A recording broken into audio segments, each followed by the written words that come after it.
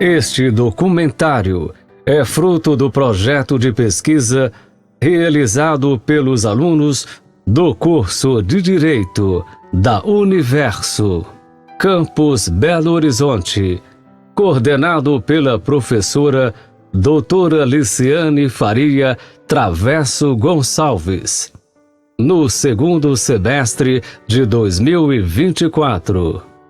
O projeto contou com a participação da professora Aline Loredane Gonçalves e com a tutora do Núcleo de Práticas Jurídicas, Letícia Rosa, ambas do curso de Direito.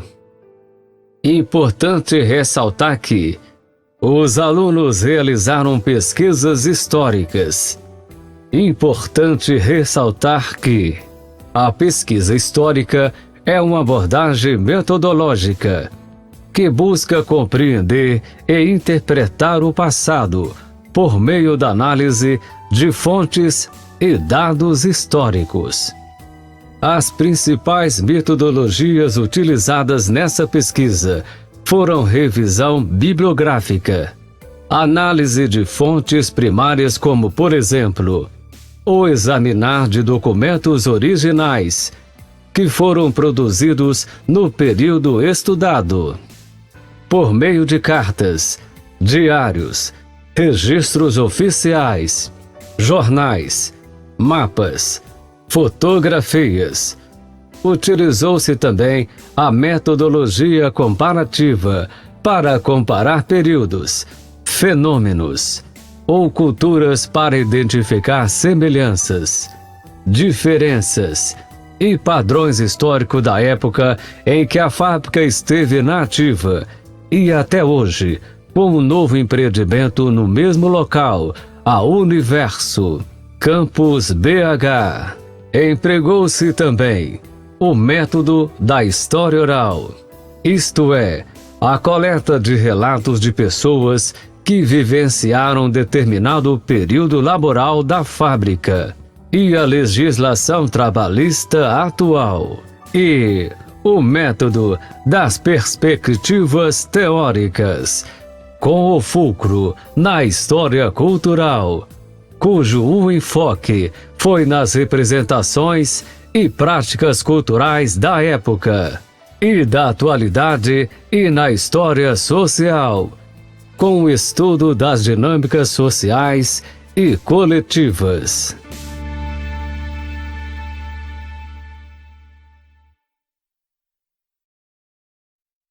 Documentário Entre Fios e Ideias.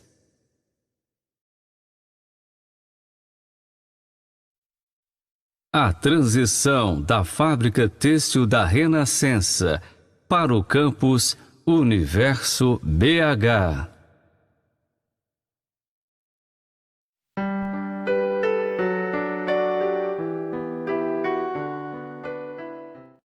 O documentário Entre Fios e Ideias traz as respectivas falas da professora doutora Liciane Traverso, a bibliotecária Marta, em seguida o doutor Bruno César Fonseca, coordenador do curso de Direito, e Luciana Castro, aluna de Direito da Faculdade Universo. Gente, a importância do projeto de pesquisa na universidade para a formação, consolidação do conhecimento, na busca de soluções. Eu sou muito grata pelos meus alunos envolvidos nesse projeto. Esse projeto começou numa visita técnica que nós fizemos participando de uma mostra lá no Museu Minas Vale sobre o aforreado Matias, e ali a gente assistindo o documentário nasceu a ideia. Gente, eu e meus alunos conseguem produzir um documentário e a relevância desse documentário na formação deles, que a gente começa a trabalhar com os princípios que eles aprendem no direito, começar pela dignidade da pessoa humana e na busca de soluções, na busca de relatos, de registros.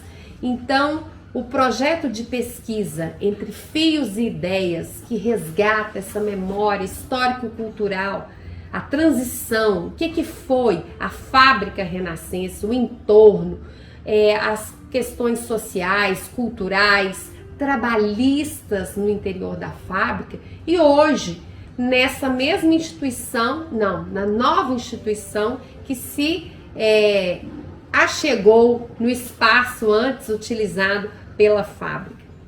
E então a riqueza desse projeto nasceu numa visita técnica, né, em que eu e os meus alunos de direito, pudemos presenciar, assistir um documentário sobre um alforriado do bairro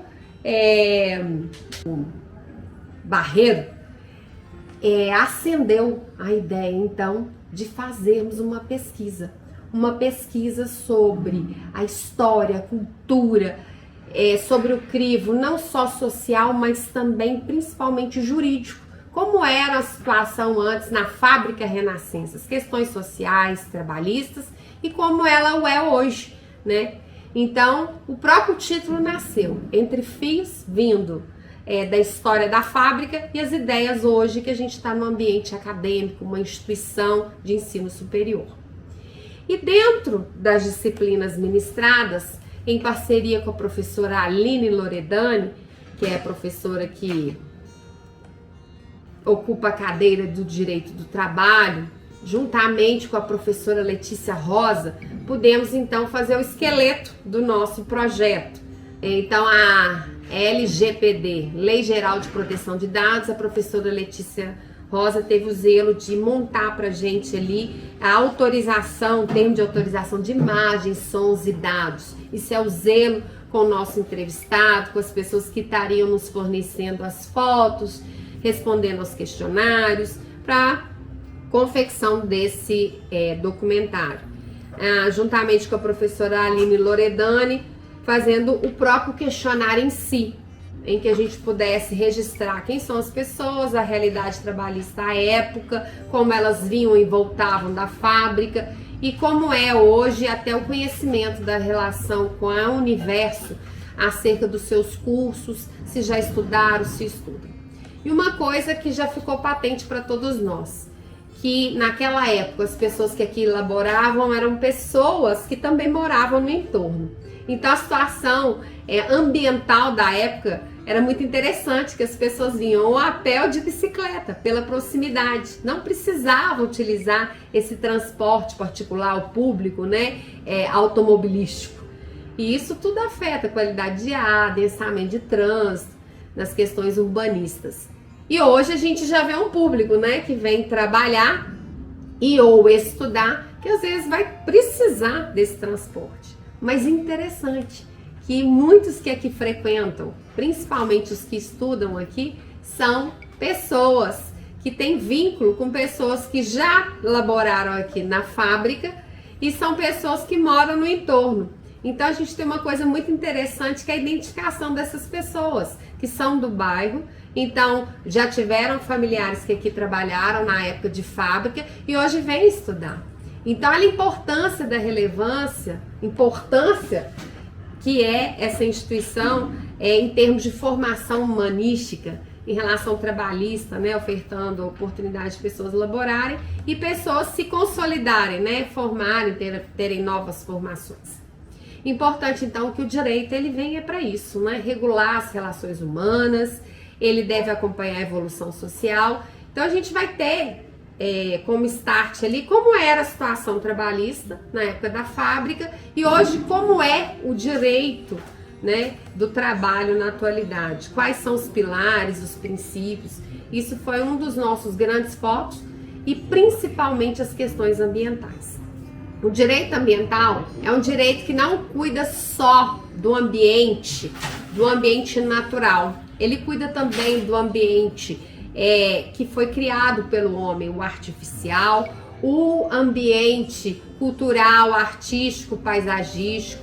Então é muito importante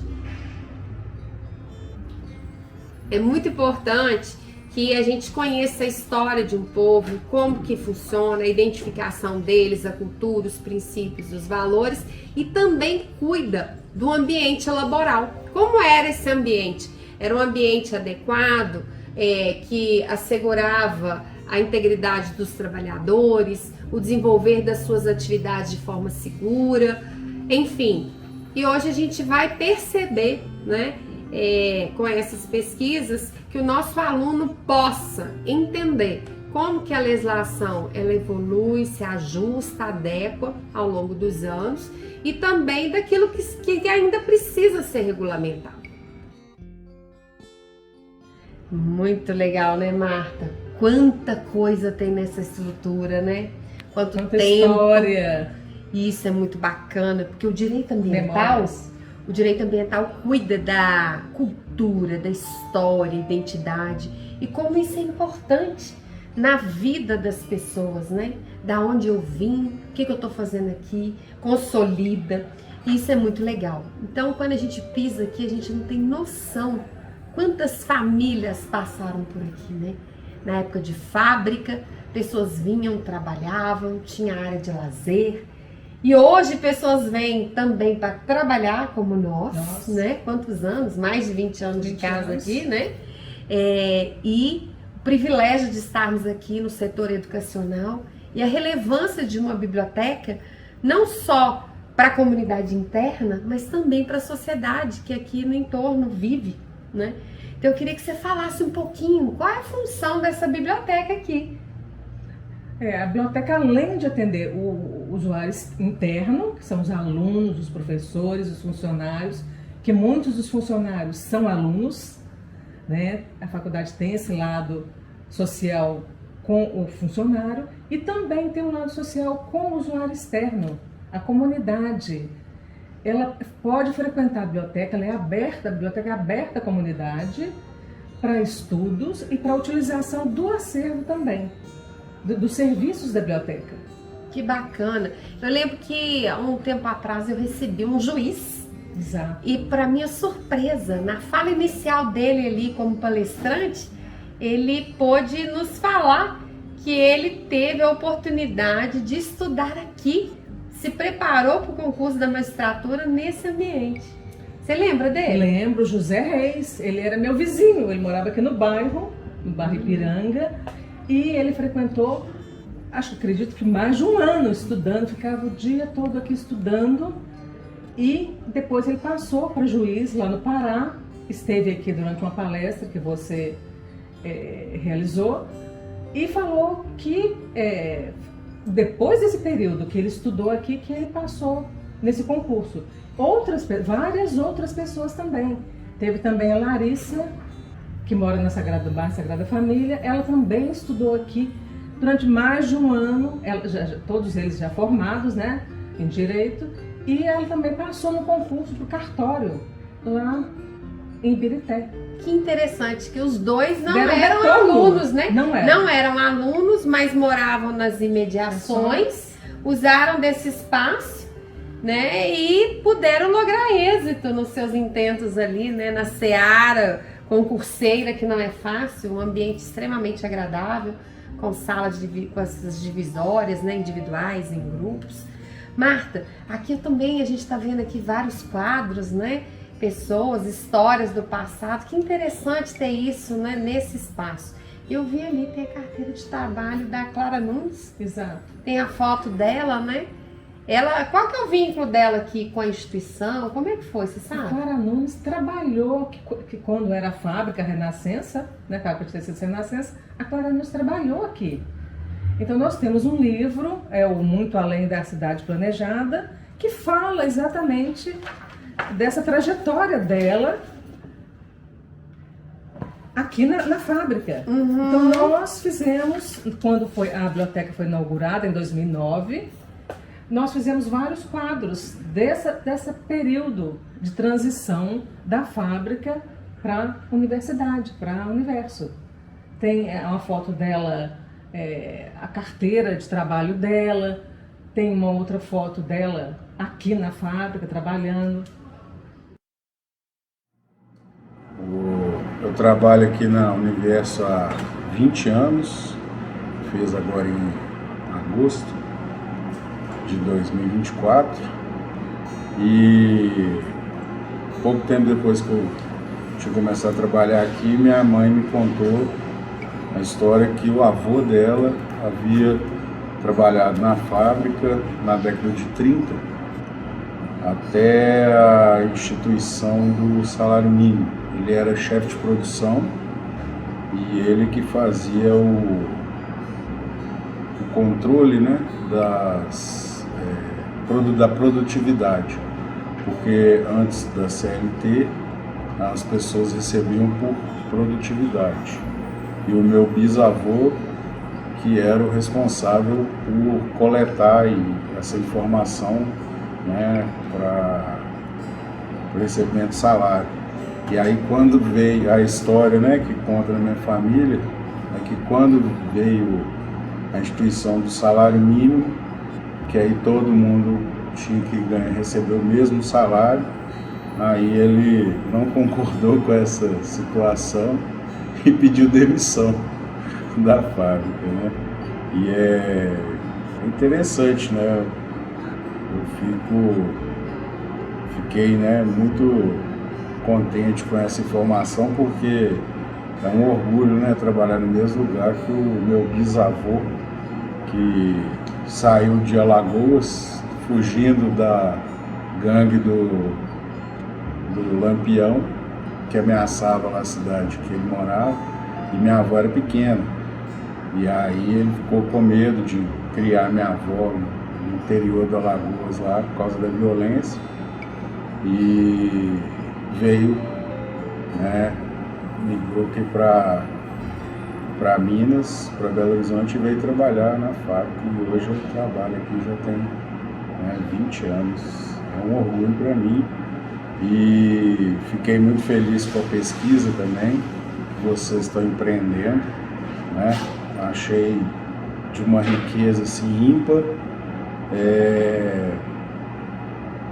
Desses 20 anos que eu estou aqui, né, poucas vezes eu vi uma pesquisa tão bem feita, né, tão bem escrita, né? Então é um orgulho atualmente, né, ser o coordenador aí dessa equipe que está fazendo essa pesquisa. Parabéns para todos vocês. Obrigado. Que continuemos caminhando junto aí. Quem são os alunos da Universo? Quem foram as pessoas que ocuparam o espaço quando ainda era uma fábrica de tecidos? Quem são os moradores do bairro? Queremos saber as suas histórias, queremos saber a ligação e o pertencimento dessas pessoas com o nosso espaço, com o nosso e com a nossa Universo.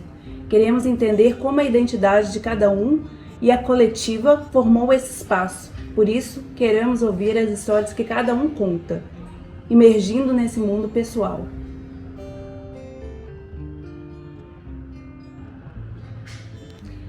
Quando a professora Liciane falou sobre esse projeto, eu achei muito interessante, porque meu pai é morador do bairro e durante a minha infância e adolescência eu frequentei com ele o clube da faculdade, né, que antes era da fábrica Renascença. Então me vieram muitas memórias daquilo que a gente viveu naquela época. E hoje eu estou aqui na faculdade, né, cursando Direito, mas eu já sou graduada em Psicologia, e identidade é um assunto que chama muita atenção quando a gente fala desses entrelaces, né, desses aspectos que ficam, essas histórias que se contam de uma vivência de transformação, né, de uma fábrica transformada em uma universidade. E como diz Mário Cortella, identidade é a história que contamos a nós mesmos sobre quem somos. Então, esse projeto foi muito interessante, porque a gente percebe que a identidade que foi se formando aqui, das pessoas que trabalharam na fábrica, das pessoas que moravam nos entornos do bairro ou no próprio bairro, elas ficam na comunidade e elas muitas vezes perpassam para as pessoas que frequentam a universidade. A identidade, ela é uma construção social, né? Ela se articula entre fios e ideias, a partir das experiências, a partir das vivências, e isso tudo tem muito a ver com o legado que a fábrica deixou e as construções que ficaram para quem frequenta hoje a universidade. Toda essa cultura, né, que gerou esse sentimento de pertencimento, né, que passou das gerações que trabalharam na fábrica para os filhos, para os netos, isso tudo gera um sentimento de identidade, né? E essas relações, especialmente as relações trabalhistas, elas contribuem muito para esse sentimento de pertencimento, né? Principalmente quando as relações trabalhistas elas são positivas. Então, esse sentimento de pertencimento, ele fica muito forte, muito arraigado na comunidade. Então, durante esse projeto, a gente percebeu isso, que as pessoas falam muito bem do ambiente da fábrica, elas falam com muito afeto e gostaram muito de ter participado também, né, terem sido ouvidas. Então, a gente percebe todo esse sentimento aí de identidade, tanto da comunidade hoje, né, que hoje é da Universo, que são alunos que foram frequentadores do clube ou que são filhos e netos de quem trabalhou na fábrica, como da comunidade do entorno, né, de quem está no bairro. E isso é muito legal.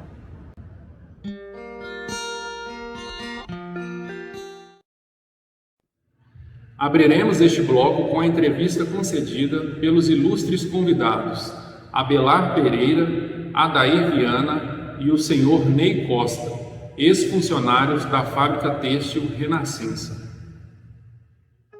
Hoje é professor, né, de design de modas e interiores. Sobre tecidos. Isso, tecidos.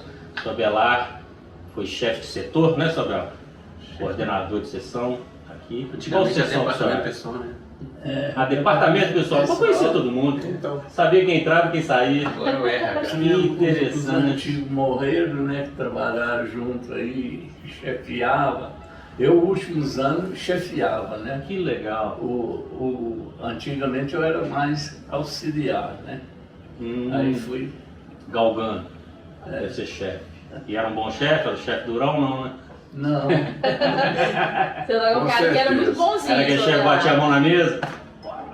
Justo. Não tinha nada. Justo é o melhor de tudo, né? Justo é bom. Na sala. Justo é na medida certa, é isso aí. E o senhor Adair, qual que era a função do senhor Adair? Eu entrei como mecânico e saí como auxiliar de engenharia, que eu estava fazendo engenharia na época. Que interessante, então o senhor entrou como mecânico, eram os teares, né? Eram teares que tinham aqui, né? Ou tinha outro tipo de máquina de banho de tecido? Desde preparação de algodão até o beneficiamento. Até o beneficiamento. E como eu era da parte de engenharia geral, então eu fiquei mais na parte de beneficiamento, que é onde demandava mais a questão de energias, né? As térmicas e as elétricas. E aqui era 24 horas? Ou fechava? Tinha 3, 4 turnos então? Só parava de mim. Só fazer as coisas. Mas tá certo até hoje. Vocês moravam Antes perto? de casar, eu morava na Rua Tefé, né? Então quando eu comecei a trabalhar, eu era solteiro, eu morava na Rua Tefé.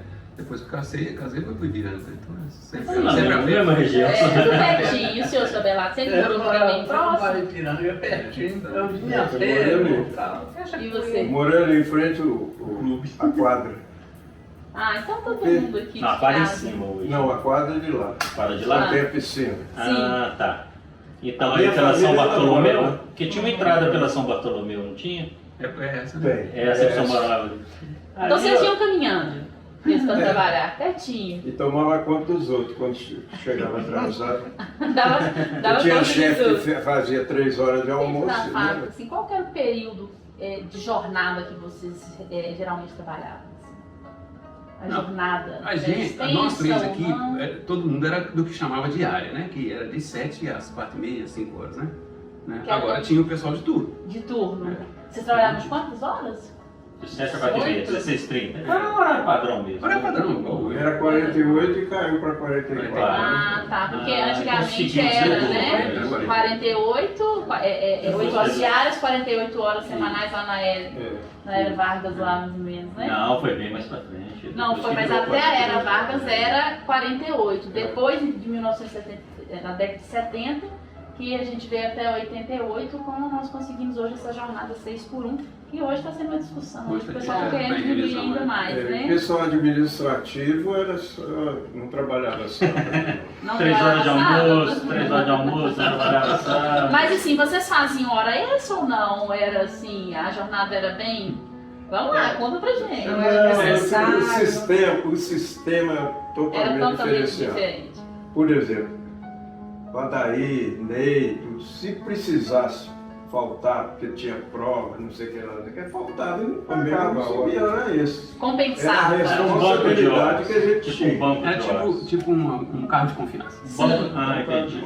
Mas o funcionário comum, na hora extra, então, como vocês falaram, a fábrica era super correta na questão trabalhista e fiscal. Então, eu digo que eu mesmo tinha muito problema com hora extra, era por, vamos dizer assim, por excesso de hora extra do meu pessoal. Porque como o meu pessoal era de manutenção, igual nós falamos, parava só de domingo.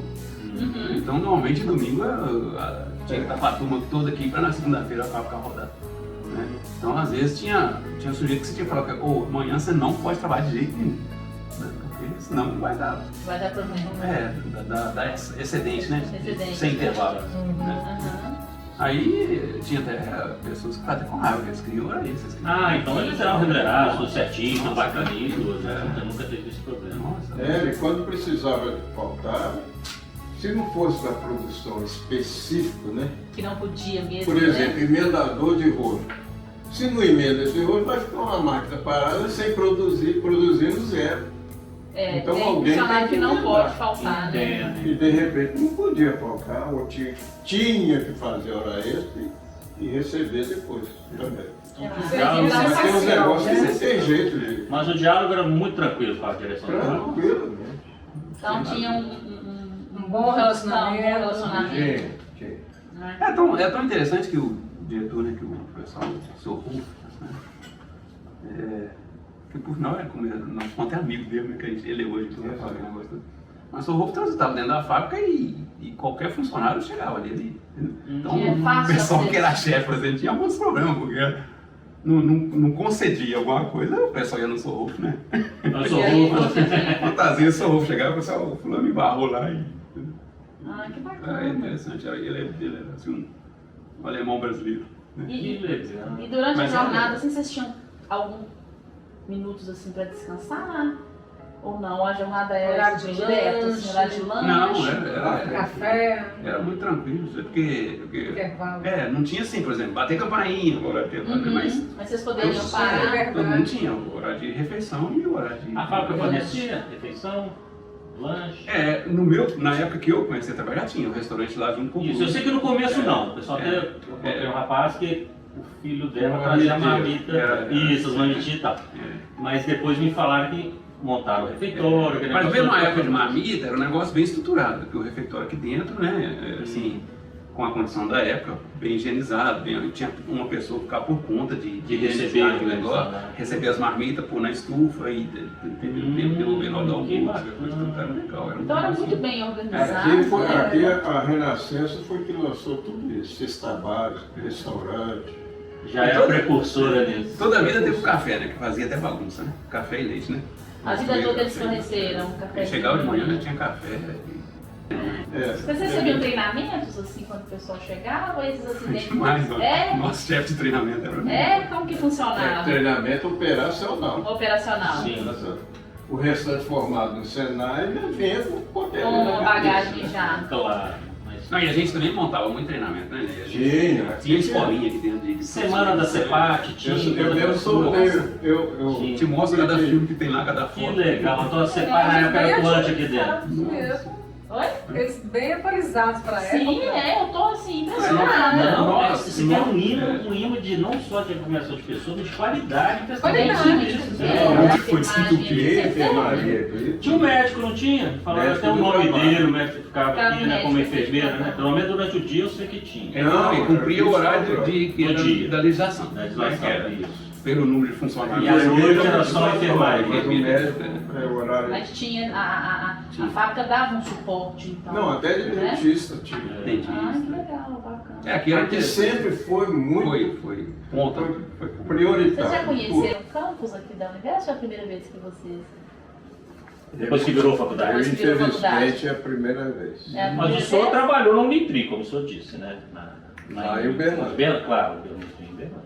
O senhor conhecia aqui, Isabela? Não, e você? Eu depois saí da fábrica não voltei. Não voltou mais? Não, foi... Você vai chorar, viu, gente? Olha que eu não tô vendo emoção do senhor. Não, é tá emoção mesmo. Aqui onde a gente está, era o quê? Aqui era expedição. Aqui era expedição. Era expedição. Expedição de tecido. Aí uma biblioteca. Jogava tudo não, né? Saía muita coisa para longe. Para lá era o acabamento. Eu acho que já estava próximo, né? Ali onde eu trabalhava ali mudou completamente. A administração ali, recursos humanos, ali na entrada. Escadinha ali que eu entrei. A portaria mudou toda. Eu nunca passei aqui depois da... Que interessante. Ali, as salas são aqui em cima. Era o que lá? Era os teares? Aqui era o moxarifado. Aqui era o moxarifado. Do outro lado ali. No E lugar mais alto. depois era a tecelagem. A tecelagem então era mais para cima. E lá para cima era o refeitório aqui mais em cima aqui, né? 700 teares, é isso que eu estou falando? Não é 700 máquinas no caso, né? Era bem grande. 722. Agora um breve depoimento feito pelo senhor Geraldo Lima, morador da região e que foi frequentador do clube do Renascença.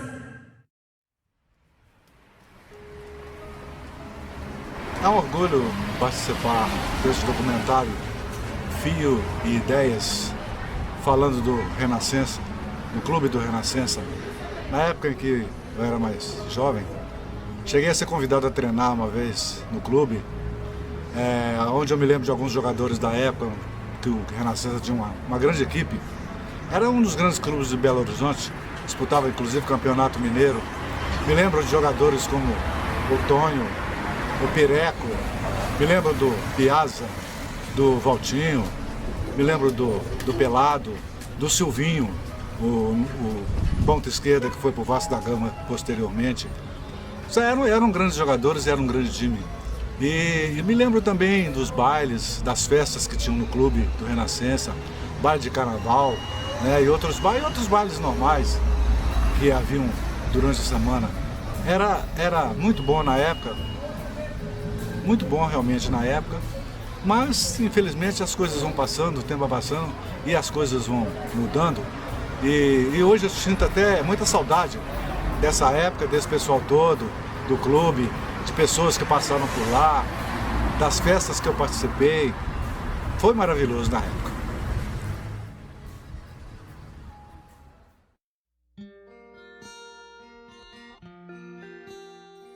A fábrica da Renascença eu conheço lá desde meus 14, 15 anos.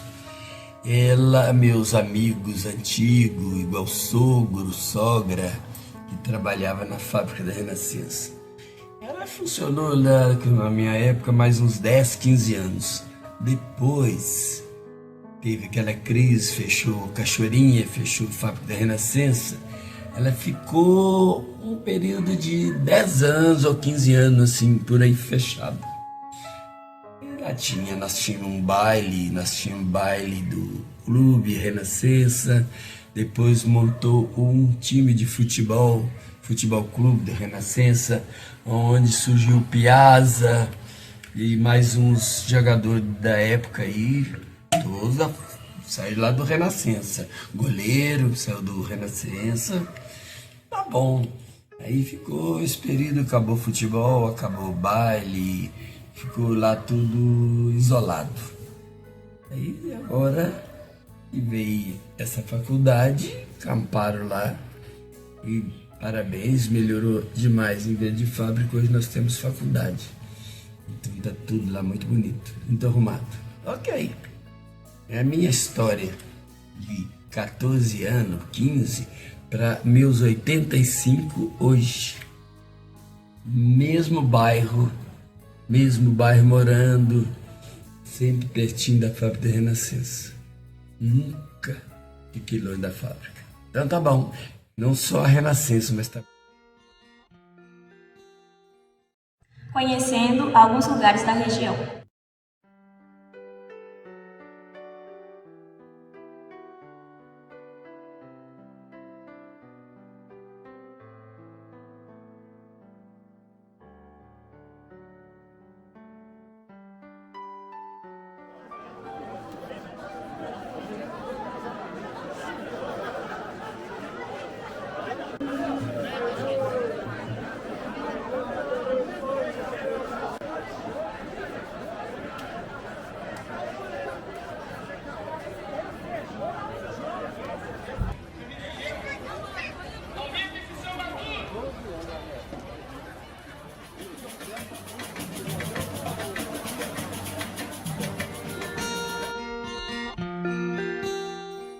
Ouviremos as professoras Aline Loredani e Letícia Rosa. Professora Aline, que legal, né? Que a gente pôde estar juntas mais uma vez nesse projeto de pesquisa e agradecer aqui de público, né? O seu envolvimento no projeto, principalmente nas questões ali dos questionários, nas questões trabalhistas. Então, entre fios e ideias, a gente tem o privilégio de estar com você mais uma vez aqui. A Aline foi minha aluna aqui no curso de Direito e hoje é professora da casa, muito agraciada aí pelos alunos, muito querida. E a gente pôde perceber várias coisas interessantes com esse documentário, né? Quando a gente foi relatando ali, lendo, na verdade, os relatos das pessoas entrevistadas, em princípio a gente falou, nossa, como as pessoas eram apaixonadas de elaborar aqui, né? Sim, professora. Primeiramente, agradeço a oportunidade de participar de um projeto tão rico como você e em uma instituição a qual me formei. Então, mais uma cereja aqui do bolo do nosso documentário, que é o Universo, para mim, ela, além de proporcionar, né, uma educação para a comunidade, para o entorno, eu, como ex-aluna, tive aqui a oportunidade de hoje sentar e dar aula numa cadeira de Direito do Trabalho. Então, estou imensamente feliz pelo convite, pelo empenho de todos os alunos, né, na entrega e neste resultado. E eu, como professor de Direito do Trabalho, fiquei muito surpresa, realmente, né, porque a gente pegando um contexto histórico, né, eu sempre conversava com a professora Liciane nessa condução desse projeto, às vezes a gente vem um pouco enviesado, né, ou o que será que a gente vai achar naquela pesquisa e tal, me deixou muito surpresa, né, pelo fato da fábrica atuar aqui na década de 30, quando ela começou, em 1937, mas a parte industrial mesmo começou a se programar e acontecer na década de 40. Então, os entrevistados nos trouxeram que a fábrica tinha uma preocupação com a questão laboral desses empregados. E eles traziam, assim, na fala, no olhar, naquele momento, uma alegria imensa de ter participado do corpo laboral da fábrica Renascença. Até uma gratidão mesmo, né? A gente vê identidade, eu pertenci, eu construí, sim, eu trabalhei, eu criei os meus filhos, né? Aquela alegria. Até quando eles vieram fazer as entrevistas aqui no campus, um sentimento de nostalgia, mas com muita gratidão de pisar aqui de novo. A questão da fábrica, né, que foi relatado e também em outras pesquisas também que nós tivemos acesso, ela houve aqui dentro desse entorno, né, do bairro Renascença, um crescimento e desenvolvimento local muito grande, porque a fábrica, eu achei interessante nas pesquisas que era uma fábrica que dependia 100% do trabalho humano. Embora na época eles já tinham um maquinário e tal, mas os maquinários eles não trabalhavam sozinhos. Então, trazendo a perspectiva do trabalho hoje que nós temos, em que a tecnologia está avançando de tal forma que muitos têm medo de ser substituído, naquela época, muito pelo contrário, a fábrica não andava, não funcionava se não tivesse a mão dos trabalhadores. Então isso também trouxe para a gente essa visão, né, de como a tecnologia ela vem para nos ajudar, mas que ela poderá, a gente não sabe ainda, diminuir um pouco a nossa mão de obra mesmo. E eles trouxeram isso muito claro, né, que embora a época, a gente sabe que com todas como eu falo assim, com todas as realidades da época, os recursos da época, a fábrica ela se preocupava com a saúde do trabalhador, ela se preocupava, por exemplo, num dos relatos aqui, dentro da fábrica tinha de plantão um médico do trabalho, uma enfermeira a dispor, né? Tinha o tempo, e era engraçado que os turnos, né, o início e o final era por sirenes, né? Então tinha uma sirene que era para o lanche, para o café, então era respeitado este período de alimentação e descanso, né? Obviamente, como toda indústria, já houveram acidentes de trabalho, né, relatados, mas naquela época a fábrica também se preocupava em acolher este empregador e eles eram indenizados neste sentido. E eles questionaram, eles relataram também que a gestão, pelo menos com o público da qual que é o nosso sujeito de pesquisa, não tinha um distanciamento. Era uma compartilhada, né? Era uma distribuição de tarefas, um corporativismo, né? Uma cumplicidade. E uma coisa interessante também que esse ambiente, né, na questão trabalhista, mas também humana, não só na relação laboral, mas também social. Sim, com a questão do clube. De oportunizar um lazer. E o lazer dignifica o homem, o ócio, o descanso, o trabalho, isso tudo forma na completude da dignidade da pessoa humana, né? Sim, e ele disse que nesses momentos de lazer, que no primeiro momento o clube ele era aberto apenas para os funcionários, depois foi aberto para a comunidade. Comunidade. Né? Então, esse era um momento em que eles se confraternizavam, amizades, casamentos, namoros, tudo se deram aí dentro dessa perspectiva de lazer. Então, eu pude observar, quando nós estávamos fechando os dados, que a fábrica ela tinha dentro dessa gestão também uma questão humanizada, né? Que hoje, com o direito do trabalho contemporâneo, as relações trabalhistas contemporâneas, tem crescido muito, muito ações trabalhistas por esgotamento profissional e por assédio moral, sexual dentro do ambiente de trabalho. O próprio burnout, né? O próprio burnout. Porque as pessoas vão ficando esgotadas. Porque só trabalhar resultado e não oportuniza. Não oportuniza o lazer, né? Essa humanização, a escuta afetiva deste empregado.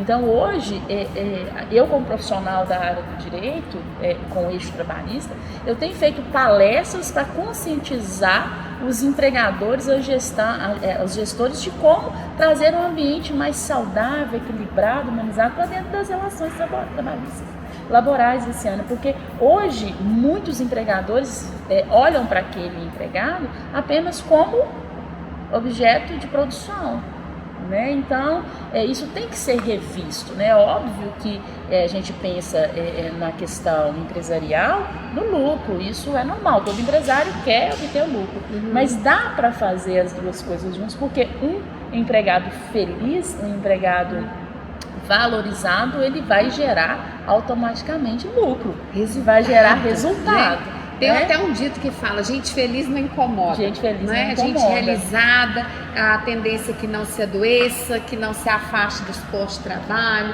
que trabalhe com maior empenho, que literalmente vista a camisa da instituição. Isso eu pude observar naquela época, né? Que havia ali uma comunicação, né, entre eles, a amizade que se construiu, os direitos que eram garantidos. E ainda fiz uma pergunta, o que vocês acham na época de vocês e a época de hoje? Vocês acham que melhorou ou não? Nossa época era muito melhor. Eu trabalhava em outro lugar, meio horário, e aqui meio horário eu ganhava o salário integral, ou seja, eles eram valorizados, compensados pela sua entrega aqui na fábrica. Então eu fiquei muito surpresa, sabe? Muito feliz de saber, né, que a fábrica ela veio instalar numa região que, para além da área trabalhista, ela criou uns laços afetivos, um desenvolvimento no local muito grande e quando ela acabou, por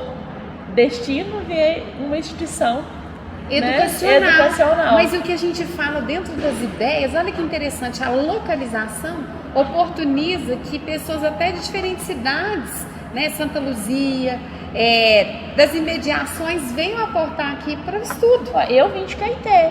Olha só que legal. Eu pegava uma van, 1h30 para ir, 1h30 para voltar, para estudar aqui. Por quê?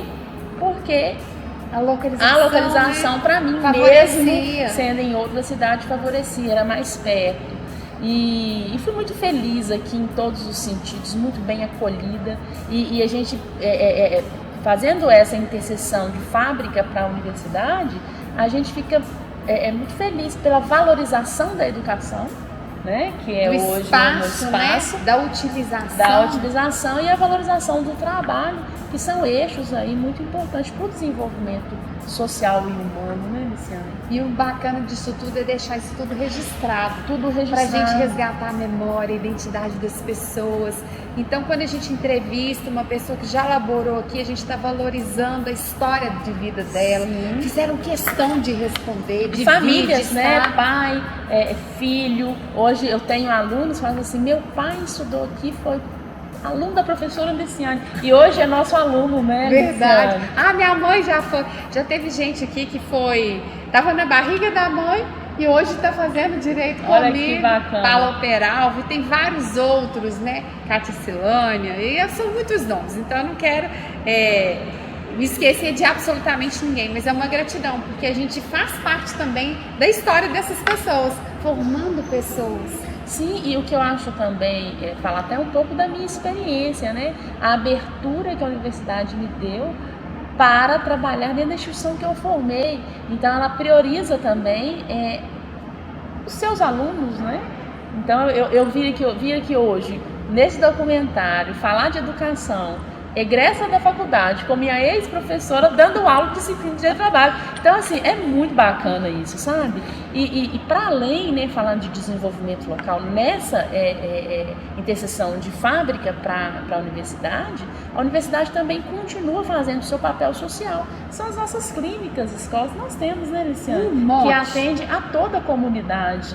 Desde a parte corporal até psicológica. Nós temos hoje clínica, psicologia, fisioterapia, enfermagem, o próprio direito com núcleo de prática jurídica. A nutrição, né? Então, assim, ela continua tecendo ideias e trazendo para a comunidade e para quem não sabe também esse documentário, porque muita gente às vezes não sabe, né? Nós estamos aqui abertos com vários cursos e esses núcleos que auxiliam também quem não tem condição. Sim, né? Projeto Bolsa Talento e outras possibilidades de bolsa, mas independente disso, é esse espaço que é público. E a biblioteca é pública, tá, pessoal? Aberta para a comunidade também. Vem aqui fazer uma visita, né, Luciana? E é muito bacana. Então, desenvolver uma pesquisa, professores abraçando a causa e principalmente feito pelos alunos e para os alunos.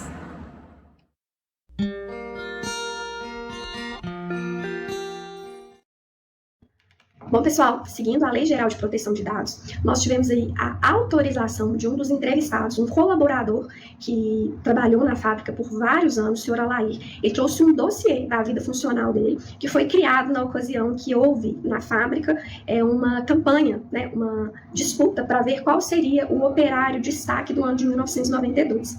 Esse material ele é de uma riqueza sem tamanho, porque trouxe vários dados da vida funcional em que é possível que nós possamos observar, principalmente como era, né, a vida do colaborador, como as normas trabalhistas eram ali observadas, mas também ficou muito evidenciado que a fábrica, na ocasião dessa campanha, ela preocupou-se em não apenas valorizar aquele colaborador que tinha uma vida funcional de destaque, mas foram pontuados também vários critérios relacionados à vida pessoal, à vida em sociedade. Então, aqueles que tinham também feito doações, promovido ações sociais, como no caso do senhor Alair, que era um doador de sangue, era um colaborador da cidade Ozanam, que é aqui próximo à fábrica, além da sua vida em família, as conquistas que ele galgou, né, inclusive fazendo a junção do valor do trabalho, para que ele conseguisse ali oferir bens materiais, isso tudo foi pontuado, né, para poder ser ali eleito um operário. E o senhor Alair, felizmente, ele foi o vencedor. Então, ele compartilhou conosco todo esse material. E aí, antes de falar a respeito dessa questão da vida funcional, traçar um paralelo, né? O quanto que a valorização da dignidade da pessoa humana através do trabalho, até na Bíblia está lá falando que o trabalho é o que dignifica o homem, e a importância que essa campanha trouxe para trazer um operário padrão que não fosse apenas destaque em razão da sua vida laboral, mas também que contribuísse para a sociedade como um todo. E isso daí fomenta, né, que os colegas sigam o modelo daquele que está em destaque. E eu traço um paralelo da ocasião que havia aqui no campus Universo a fábrica e agora a faculdade, que não se preocupa apenas em formar profissionais, mas também há toda essa preocupação em fomentar, né, que os profissionais sejam também bons seres humanos. No Núcleo de Práticas Jurídicas da Faculdade Universo, nós temos aí o atendimento assistencial gratuito para a população. Então, ao redor do campus, aqui no bairro Renascença, nas Redondezas, a população que é menos abastada financeiramente pode vir até o Núcleo de Prática Jurídica, vai receber o atendimento assistencial jurídico. Esse trabalho é feito em conjunto com advogados e acadêmicos. Então, a todo momento, nós temos aí também a valorização não daquele acadêmico apenas visando a vida dele acadêmica, profissional, mas também a formação conjunta e sempre fomentando também boas ações e uma boa contribuição para a sociedade. Então, o Núcleo de Prática Jurídica, aliando aí os interesses dos alunos, ele exerce o papel, a função social da advocacia, né, que também é aí fazer assistência jurídica gratuita. No curso de Direito, nós temos vários projetos ao longo do ano que também beneficiam a sociedade. Então, os alunos, eles se unem em campanhas que recolhem donativos, roupas, nós tivemos campanhas para recolher água, favorecendo a comunidade ao redor da instituição e também aqueles que estão mais necessitados. Então, esse paralelo que a gente verifica da época em que aqui sediava a empresa, que não apenas valorizava o trabalho do empregado, mas também a sua vida enquanto ser humano, aqui na faculdade também. A gente tem a capacitação para a vida profissional desse aluno, mas também fomenta ações sociais que visem moldar o ser humano. Bom, passado esse momento de reflexão a respeito da valorização da dignidade da pessoa humana, né, nós podemos ali observar na documentação que nos foi fornecida vários documentos que conseguem fazer com que nós possamos trazer reflexão em relação à vida funcional desses colaboradores. Nós temos aí a carteira de trabalho do colaborador e temos destacado várias questões relacionadas à vida funcional. Tanto a progressão de carreira, né, foi galgando vários postos aí ao longo da sua vida funcional. Ele foi admitido em julho de 1979, então ele foi conseguindo chegar até o papel de auxiliar de engenharia em 1986 e permaneceu lá até o momento do seu desligamento. Então, dentre os critérios que essa campanha observou, também, além das habilidades profissionais, né, os cursos de aperfeiçoamento, também a inventividade, né, qual era a contribuição desse trabalhador aí para a sociedade, para a companhia.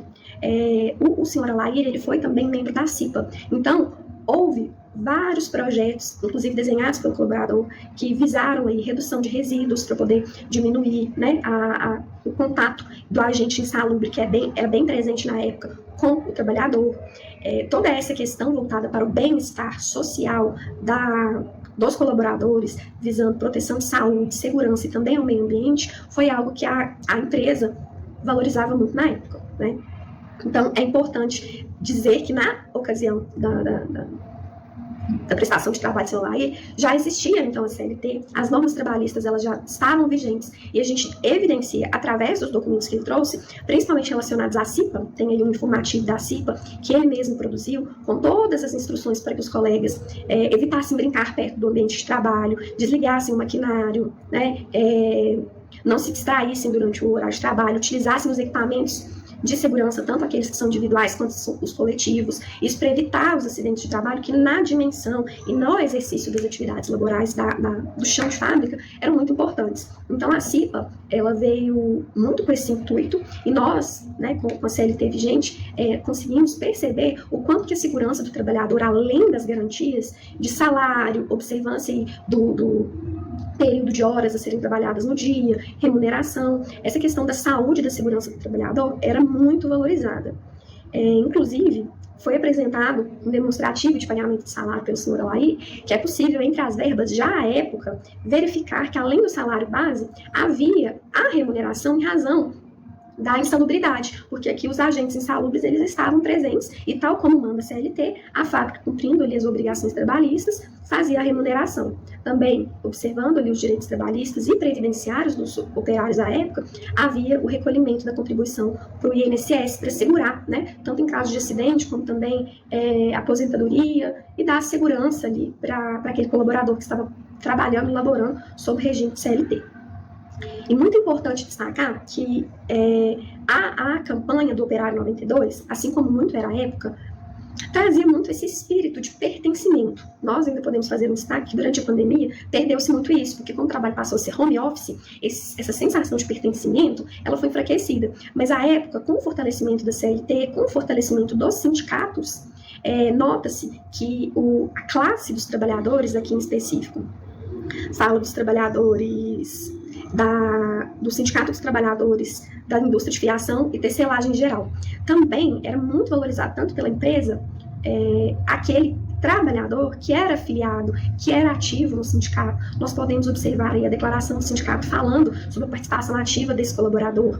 Também a participação dele em eventos que fizessem a integração entre os mesmos trabalhadores daquela classe, porque quanto mais unida uma classe, mais os direitos são vindicados, mais os direitos são observados, e nós temos os direitos coletivos justamente para poder preservar as necessidades específicas daqueles trabalhadores que vivenciam uma mesma realidade dentro de uma indústria, né, têxtil, de tecelagem, como era o caso aqui da Renascença. Então é muito importante que a gente possa observar nesses critérios, né, a observância das normas trabalhistas, o cuidado com saúde e segurança do trabalhador, a importância do sindicato na época, e também, né, como eu disse, a vida social, familiar desse colaborador. Tem um dado muito importante que ele trouxe, que foi quando ele fez um acordo com a empresa, em que ele recebeu um acerto e sacou o fundo de garantia, que também é uma prerrogativa do trabalhador, que veio em substituição aí à estabilidade decenal. Então, o colaborador que é mandado embora sem justa causa, ele tem direito de retirar do fundo de garantia ou abater em algumas condições, aí, principalmente voltado ao imóvel, junto à Caixa Econômica Federal. Então, o senhor Alair, ele traz nesse dossiê que, graças ao FGTS, graças ao acerto da empresa, ele pôde alcançar, né, a vitória de conseguir bens materiais, como o carro próprio, a casa própria. Então, isso é muito importante. O quanto que as normas trabalhistas, elas estão em conjunto, em balanceamento com a dignidade e a valorização, né, da pessoa humana. A função social do trabalho, ela é muito relevante, porque nós encontramos aí não apenas a garantia do pão de cada dia, do salário mensal que é oferido, mas também a sensação de pertencimento, né, a visão do colaborador ali que está de fato contribuindo para a empresa, para a sociedade, para a vida em comunidade com outros colaboradores. E isso é um destaque muito importante que se faz, porque dentro das considerações para essa campanha do Operário de 1992, a atividade junto aos colegas também era uma pontuação, né, que era a ser observada. Então nós temos aí uma série de registros do senhor Alair com seus colegas de trabalho nas funções diversas, né, e muito bacana que ele foi eleito, né, pelos próprios colegas, observando todos esses critérios, como operário de destaque. Então é importante que nós consigamos verificar nesse ponto de vista com esse material rico, todos esses registros documentais e fotográficos que retratam a realidade da época, tanto sobre o aspecto de saúde e segurança do trabalho, como a identidade de classe através dos sindicatos, né, quanto também a valorização e a dignidade da pessoa humana. Olá, meu nome é Jefferson, nós estamos aqui hoje para apresentar para vocês um trabalho sobre o Centro Educacional Salgado de Oliveira, que é no bairro Renascença, região nordeste de Belo Horizonte, fica na rua Paru 784. Essa universidade, a Universidade Salgado de Oliveira, que hoje é um centro universitário, ele é de uma proporção muito importante para a localidade da região norte de Belo Horizonte. Antigamente aqui funcionava a fábrica de fios e tecidos Renascença, onde empregou muita gente, trabalhadores, homens e mulheres. Muitos criaram suas famílias por aqui e alguns filhos e netos dessas pessoas que outrora trabalharam na fábrica ainda moram na região. Algumas casas, algumas residências aqui da região da Alta Floresta foram doadas pela diretoria da fábrica naquela época. É muito importante a gente ressaltar que há um fim social cumprido pela fábrica, que foi o laboral, empregar as pessoas. Não obstante, hoje a Universidade Salgado de Oliveira ela tem outro fim social. Qual será esse fim social? Esse fim social é exatamente a educação em graduação. A Universidade Salgado de Oliveira ela tem vários cursos, principalmente na área de saúde, direito e outros tantos. Então é bom que as pessoas conheçam e saibam que a existência da Universidade Salgado de Oliveira ela proporciona um futuro melhor para aquele que estuda naquela unidade educacional. Eu tenho um privilégio, porque ainda garoto, as primas mais velhas me puxavam pela mão e eu ia levar o almoço ou o lanche, não me lembro bem, para os meus tios que trabalhavam naquela fábrica, o meu tio Toninho. E com muita alegria, eu me lembro que o time do Renascença, o técnico do time, o senhor Vicente, é meu tio-avô, irmão da minha avó. E o goleiro da época, o Tonho, que foi goleiro do Cruzeiro e foi substituído pelo Raul, é meu primo. Então é uma lembrança muito boa, muito saudável quando eu falo com relação à fábrica Renascença de Fios e Tecidos e hoje falo da Universidade Salgado de Oliveira. Eu fui acadêmico da Universidade Salgado de Oliveira, com muito orgulho. Lá eu me tornei bacharel em Direito, depois eu fiz Medicina Veterinária e sucessivamente Nutrição. Fico muito feliz de ter podido estudar naquela instituição e proporcionou uma boa vida laboral depois de formado. Eu aconselho, sugiro que as pessoas procurem conhecer a Universidade Salgado de Oliveira. É um campus muito bonito, muito limpo, é uma família que nos acolhe muito bem. Eu agradeço a oportunidade para poder apresentar essa matéria e conto com vocês em 2025, por favor. Estamos de braços abertos esperando por vocês no campo universitário Salgado de Oliveira. Agora ouviremos o aluno João Carlos e a professora doutora Liciane Traverso. João, então entre fios e ideias, muitas ideias afloraram, né? Sim. E eu sei que você pôde fazer uma intervenção assim maravilhosa no dia da entrevista com ex-funcionários da fábrica. E qual conclusão que a gente pode chegar? Então, Liciane, professora, o que eu pude perceber? Entrevistei o Sr. Abelardo, o Adair, o Ney e outras pessoas, não só funcionários, ex-funcionários, como pessoas que cresceram na região, filhos de comerciantes antigos que ainda mantêm seus comércios, seus negócios na região.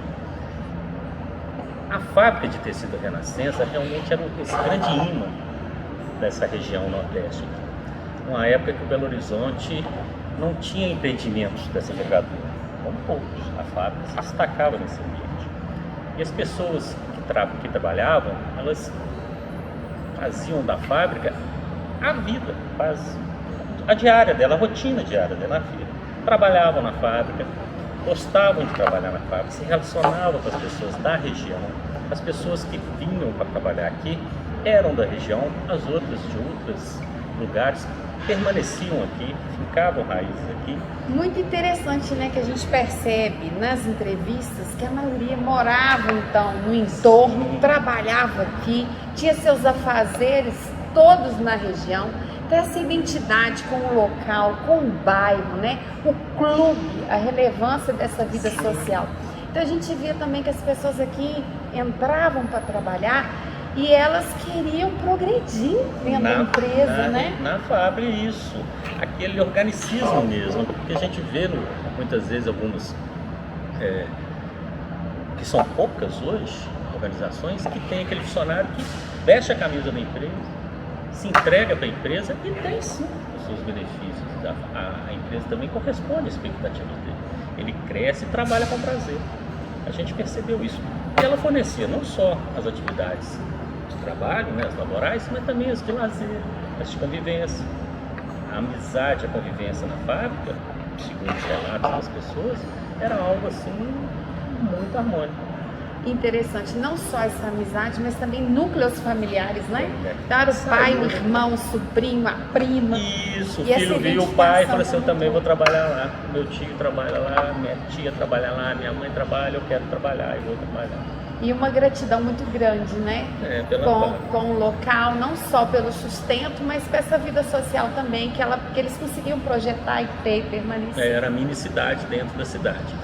Claro que dentro das relações trabalhistas também, que a gente percebe, na época que a fábrica foi inaugurada, não tínhamos a CLT como temos hoje.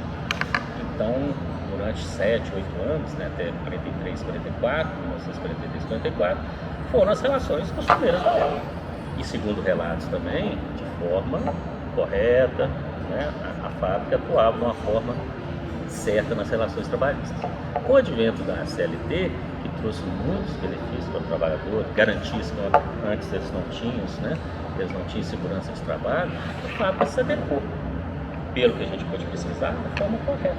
Não a gente via, né, periculosidade, insalubridade, a própria jornada. A gente né? não viu atritos, assim, vamos dizer, em relação nessas questões trabalhistas. E nas questões ambientais é muito interessante porque o ideal, a cidade ideal deveria ser aquela em que nos bairros, os bairros seriam sustentáveis, autossuficientes.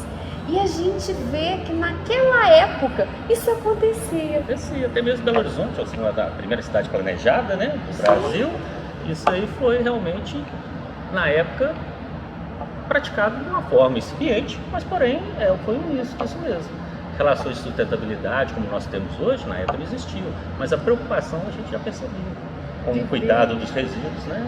A própria vinda para a fábrica para trabalhar, como morava no entorno, era a pé, de bicicleta, pela aproximação. Não havia desgaste físico nem nada, né? A imobilidade urbana, né? Que hoje, tipo, no ir e vir, a questão do comércio no entorno, né? Nossa, o comércio é muito interessante. Muitos ainda aqui na região do Jacuí, próxima à fábrica, no Renascença, no Ipiranga, são comerciantes são pessoas, famílias de comerciantes que estão aí há muitos anos, 60 anos, 70 anos. E eles cresceram com a fábrica. Os funcionários que aqui trabalhavam, que eram da região, que viviam em torno da fábrica, trabalhavam, se divertiam aqui, também gastavam, consumiam aqui. Ou seja, trazia esse fluxo todo, né? Eu lembro um comerciante que me falando ali da Linhares, o Delbrando, que o dia 10 era a semana do dia 10. Aí tudo movimentado, era pagando, comprando, levando a família e renovando, né, os caderninhos, que eram os caderninhos, né, era o crediário da época. Isso é muito interessante. A fábrica mesmo realmente percebe-se que é lugar comum, a fala de todos. Um ambiente bom de trabalhar, que contribuía muito para a região e proporcionava a eles esse conforto de poder ficar, permanecer e trabalhar na região. E hoje, já trazendo, né, quando o nosso campo se estabeleceu aqui, em 2004, tive o privilégio de estar aqui, logo nessa chegada deles aqui, em Belo Horizonte, no Universo BH. Sim. E o que foi muito interessante foi a oferta de vários cursos nos 3 turnos e a maioria do nosso público, desde então, né, são pessoas também da região. Então a gente tem muitos alunos que os pais já trabalharam aqui, os avós, e hoje eles estudam. Uns já fizeram mais de um curso. Então a gente vê entre fios e ideias, essas ideias agora aflorando, que nasceram lá, que era um outro tipo de instituição, uma outra visão, né? Outra forma de empregar pessoas. E hoje aqui o campus também sustenta famílias, várias pessoas aqui laboram e pessoas vêm formando, né? Se adequando, ajustando a nova realidade mercadológica. Quantas pessoas, né, João, que estão aqui hoje estudando e tiveram esses referenciais todos do entorno e memória, né? Sim, muitas memórias. Muito bacana isso. Eu mesmo sou da região. Quando eu optei por voltar a estudar, não podia deixar de ser, tinha que ser aqui. Oferece tantos cursos, uma estrutura que eu conhecia de fora e não tinha essa percepção de dentro.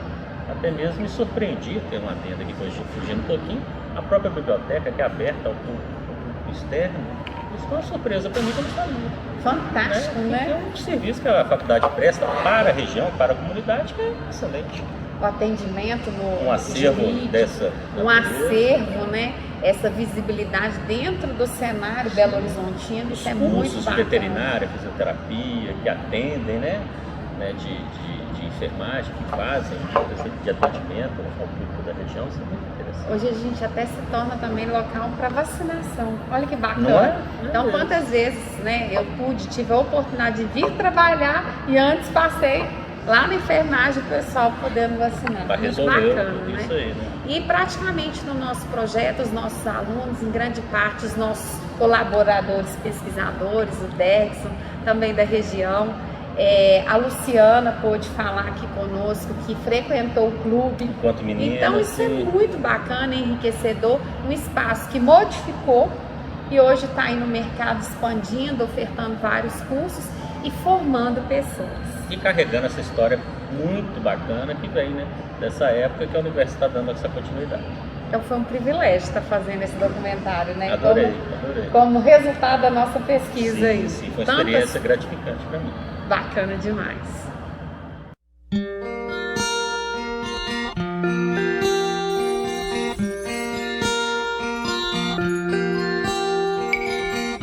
Quando ela chegar,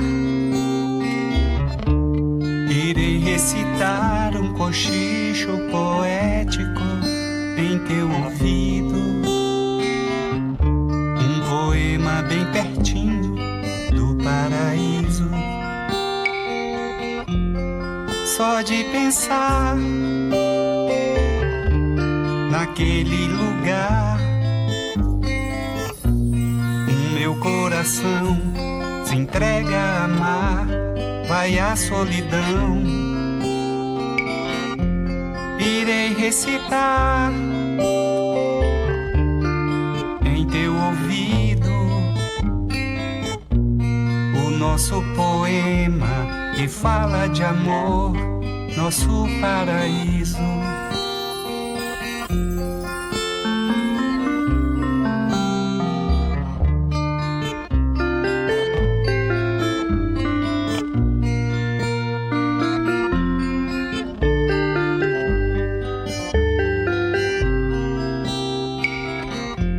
Irei recitar